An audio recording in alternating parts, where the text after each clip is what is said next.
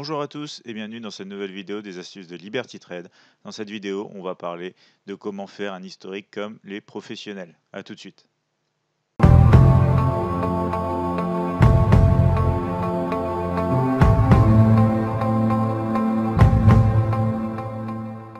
Alors avant de rentrer dans le vif du sujet, je vais vous montrer un petit peu ce qui s'est passé sur le DAX la semaine dernière. Ce week-end, j'ai pas vraiment eu le temps de faire donc ma petite vidéo hebdomadaire. Donc on va récapituler tout ça vite fait. On voit que sur le DAX, on a démarré la semaine dernière donc très fort. On a eu de très beaux signaux avec de véritables mouvements à la hausse, une forte volatilité, c'était très intéressant à exploiter. Le jour d'après, ça s'est calmé un petit peu, même si on a eu quelques petits mouvements intéressants.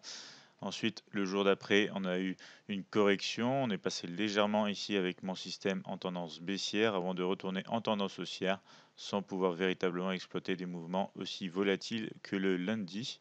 Si on avance encore un petit peu ici, on voit qu'il se passe carrément rien ici le jeudi et le vendredi. On a ici un tout petit mouvement, pas très intéressant non plus. Donc vous pouvez retrouver ici donc les signaux de la semaine dernière sur le DAX 30. Je vais vous montrer par la suite aussi le Dow Jones qui s'est passé sur la semaine. D'ailleurs, on va y aller tout de suite. On va voir ici que le lundi a été aussi très intéressant, beaucoup de volatilité, des mouvements à la hausse, que des bâtonnets gris ouverts. Donc, on cherchait vraiment que à acheter sur le Dow Jones 30. Le mardi, pardon, ça s'est un petit peu plus calmé. C'est pareil, le mercredi, c'est passé rien. On a eu un seul bâtonnet vert pour potentiellement une poursuite à la hausse, mais ça n'a rien donné. Et ensuite, vite fait, sur le vendredi, on retrouve un petit peu de mouvements intéressants.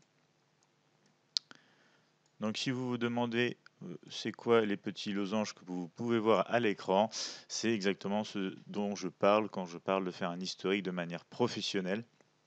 C'est des points d'entrée avec ici, je vais vous les représenter. Donc ici, par exemple, en vert, je vais vous représenter ici donc ces petits losanges que vous voyez ici, magenta, qui sont des points d'entrée. Vous retrouvez ici aussi, ici, ici, encore un ici par exemple. Donc c'est des points d'entrée qui sont codés, c'est-à-dire que on a codé notre façon de rentrer donc, sur les bâtonnets verts dans une tendance haussière. Vous retrouvez de même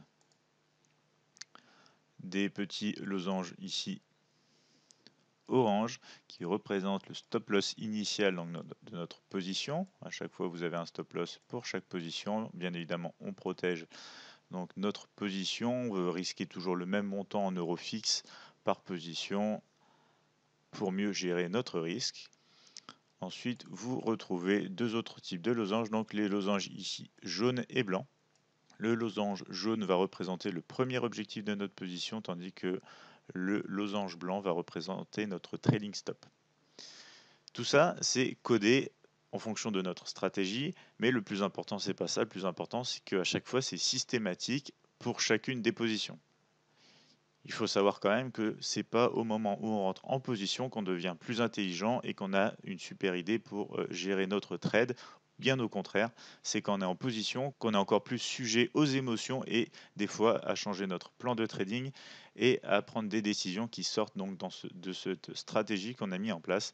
Alors qu'avec ce type d'approche, c'est systématique, on va avoir possibilité de tester les résultats sur des grandes périodes de temps. En pleine action, on va avoir cet indicateur qui va nous montrer où est notre premier objectif et ensuite un trading stop qui va se faire de manière mécanique. Comme vous pouvez le voir ici en haut de l'écran, on est actuellement d'ailleurs en train de tester donc un robot qui s'appelle ici Liberty Trade Index IE V2 pour voir justement si les prises de position se font de manière correcte, si tout se passe comme il faut. Et du coup, ça nous apporte véritablement un plus, à la fois pour tester dans un historique de manière plus rapide, mais surtout de manière objective. On n'aura pas de décision discrétionnaire à mettre en place autour de ce genre de système, ce qui est quand même avantageux quand on part d'un petit compte de trading, qu'on va essayer de le faire grandir.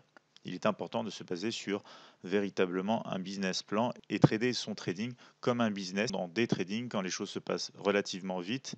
On n'a pas le temps et on n'a pas besoin de douter de nos décisions. On se base sur un plan de trading qui a prouvé que, en fonction du temps, il est rentable donc sur le long terme. et on n'a plus qu'à le suivre jour après jour. Donc, comme vous voyez ici, on a plusieurs positions sur le DAX. On a aussi des mauvaises positions, hein, comme vous pouvez retrouver ici. Je vais mettre en rouge, par exemple, ici. On va le mettre plutôt avec une flèche.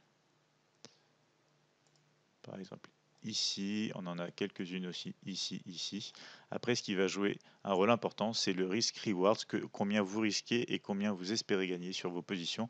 Comme vous pouvez le voir ici, on a véritablement un risk-reward intéressant. Juste pour le premier objectif, on va avoir un ratio à peu près de 3,5 sur cette semaine dernière pour le DAX 30. On va retrouver ensuite le Dow Jones 30, sur lequel je commence à m'intéresser aussi pour une partie de trading sur la séance américaine. On voit aussi, donc, comme on a vu tout à l'heure, donc des